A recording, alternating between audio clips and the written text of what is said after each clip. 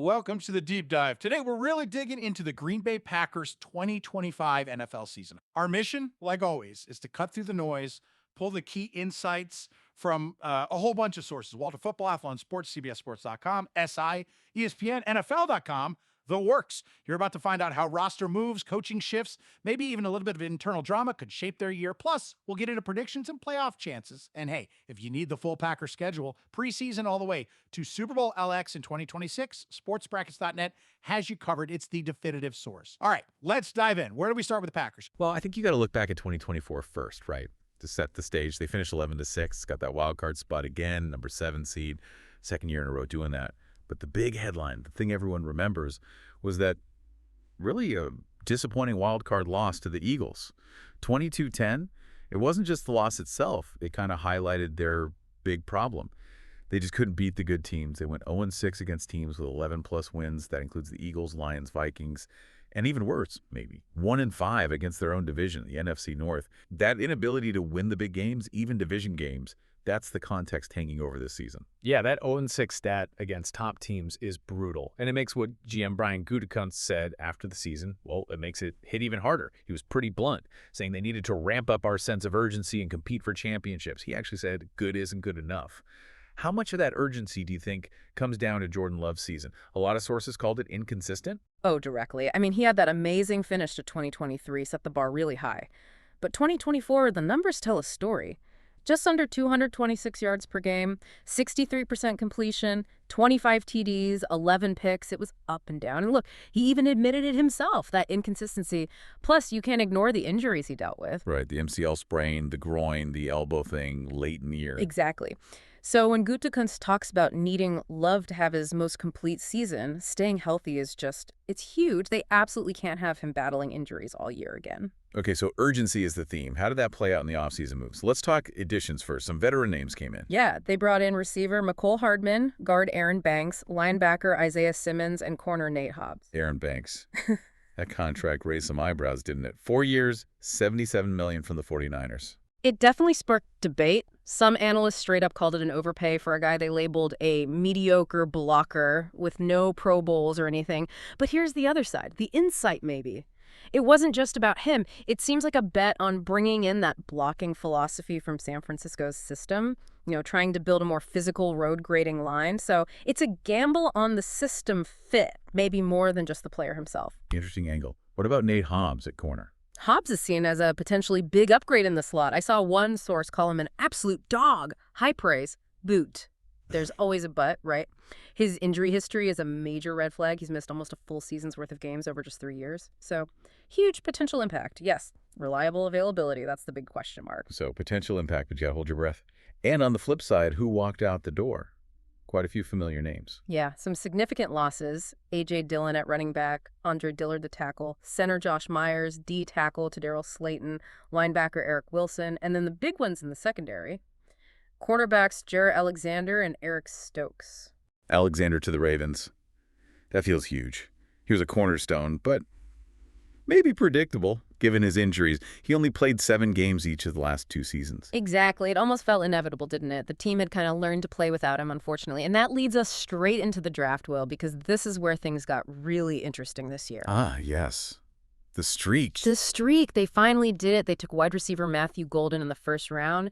This broke a 23-year run since Javon Walker way back in 2002 of not taking a receiver, tight end, or running back in round 1.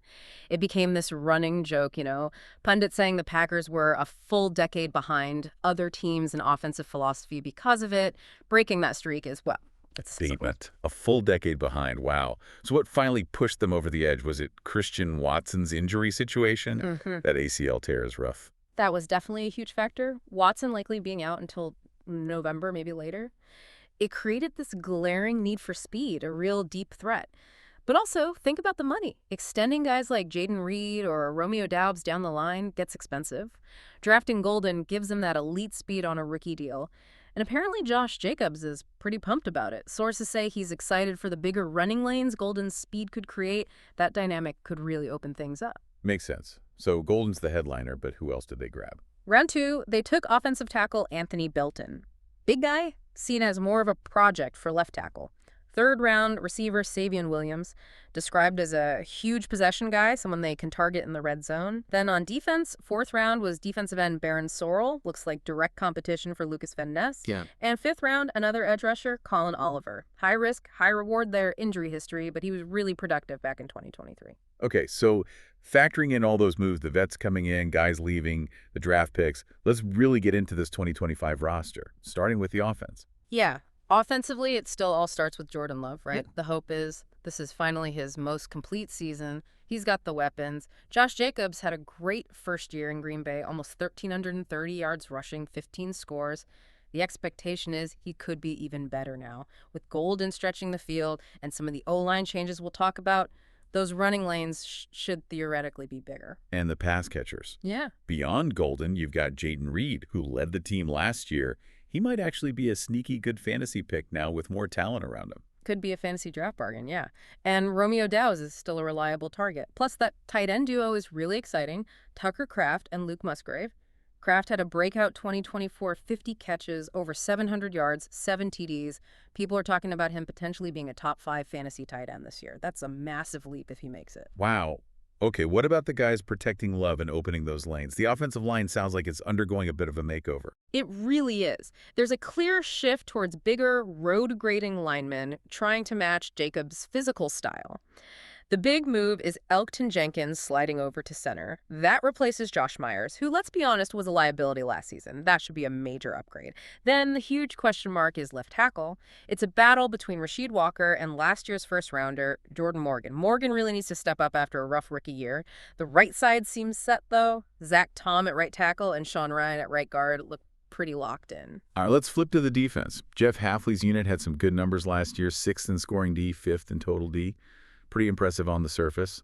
But digging deeper, they struggled situationally, right? 12th on third down, 20th in the red zone. That feels like the classic bend but don't break. Except sometimes you break defense. That's a good way to put it. They played well between the 20s, but faltered in key moments. And a big part of that might be the pass rush. Despite putting resources there, they were just middle of the pack, getting pressure. Rashawn Gary was the only one with more than 5 sacks. And heading into year 7, can he find another gear? The consistency hasn't always been there. Lucas Van Ness, the 2023 first-rounder, only had 3 sacks last year, disappointing.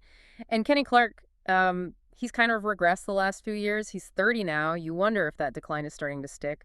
They need more disruption up front, plain and simple. And with Jainier Alexander gone, the secondary feels like it's relying a lot on youth, plus hoping Nate Hobbs can stay on the field in the slot. Yeah, Hobbs is key. But they do have Xavier McKinney back there at safety. He's a legit top safety, an all-pro guy.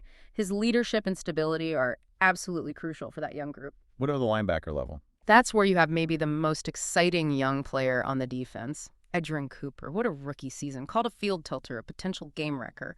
Had 3.5 sacks, 13 tackles for loss. He looks like a future star. Quay Walker next to him is young too, but he had a bit of a down year, especially covering passes. He really needs to clean that part of his game up. So defensively, there's talent. Cooper's exciting. McKinney's solid. The line has potential. But is it truly a Super Bowl caliber unit yet? Can they close out games against the elite teams? That's the million-dollar question, isn't it? They have to prove they can make those stops late in games against top competition. That was the missing piece last year. It's Hafley's big test in year 2. Okay, one more phase. Special teams. Often overlooked, but can swing games. How are the Packers looking there? Actually, pretty solid, potentially. Kicker Brandon McManus was reliable. Missed only 1 field goal, hit 2 game winners. That's clutch. Punter Daniel Whelan had some struggles early, but is apparently trending in the right direction. And you can't forget Kaizen Nixon returning kicks. He's an all-pro returner. Special teams could genuinely be a strength, maybe steal him a possession or some points here and there, vital for a playoff push. Absolutely. Okay, roster feels pretty well defined now. Let's look ahead. Key dates for the season. All right, the NFL preseason kicks off Thursday, July 31st, 2025. That's the Hall of Fame game in Canton. Then the regular season starts Thursday, September 4th. The Eagles, as champs, will host that one. And for Packers fans wanting the nitty-gritty, the schedule dropped back on May 14th. Training camp gets going mid to late July. Right, that's when the real news starts flowing. And again, for the full schedule, printable versions, all the playoff dates, Wild Card Weekend, January 10th, 12th, Divisionals the 17th, 18th, Conference titles the 25th, leading up to Super Bowl LX on February 8th in Santa Clara. SportsBrackets.net is your best bet. Definitely. And thinking about that training camp buzz, the big story for Green Bay will be Christian Watson's recovery. How does the offense look without him early on? How quickly can Matthew Golden integrate? And that left tackle battle I mentioned, Rasheed Walker versus Jordan Morgan, that's going to be under a microscope. Huge implications for the line. Then league-wide, you'll have rookie buzz, like watching Shitter Sanders get his first NFL reps in preseason. Always interesting storylines in camp. Okay, let's get specific with the Packers' schedule. It starts tough, right? Yeah, week 1 at home against the Lions, division rival right out of gate. Then a quick turnaround Thursday Night Football against the Commanders in week 2. And looking through at some tough road games, Browns, Cowboys, Cardinals, Steelers, including that Aaron Rodgers reunion game in Pittsburgh week 8. That'll get some headlines. Oh, for sure. And home games against good teams, too. Bengals, Panthers, Eagles on Monday night in week 10, plus the usual division rivals, Vikings, Bears, and the Ravens coming to town. So overall, how does the schedule look strength-wise? Sources call it pretty balanced overall. But the key thing, the part that jumps out, is that brutal finish. 5 divisional games starting in week 12. Given their 1-5 division record last year, that stretch run is going to be absolutely critical. They have to perform better within the NFC North this year. Okay, prediction time. What are the projections saying? How many wins? Walter Football pencils them in for 10-7, finishing second in the division. CBSSports.com seems a bit more optimistic. They recommend betting over 9.5 wins and make playoffs. They even suggest a small play on the Packers winning the Super Bowl at plus 2,200 odds. So some belief is definitely out there. Interesting. So if someone's listening and thinking about maybe putting some money on the Packers, what are the arguments for and against? Reasons to back them? Reasons to back them. It's a young roster, still improving, still growing together. You've got coaching continuity with LaFleur. They proved last year they can beat the teams they should beat, went 11-1 against teams with 10 wins or less. And Matthew Golden's speed could unlock another level for the offense. Okay. And the reasons to maybe stay away, the Yes, sir. fade arguments. Love's consistency, especially in those big games, is still the number one question. Can he perform against the league's best? The secondary is a concern without Alexander, especially if Hobbs can't stay healthy. That schedule finish is genuinely tough. And the NFC North isn't a cakewalk. The Lions are good, the Vikings could surprise, the Bears are improving, it's a competitive division. So, yeah, high ceiling, but some definite risks involved. All right, that really covers it. That's our deep dive into the 2025 Green Bay Packers.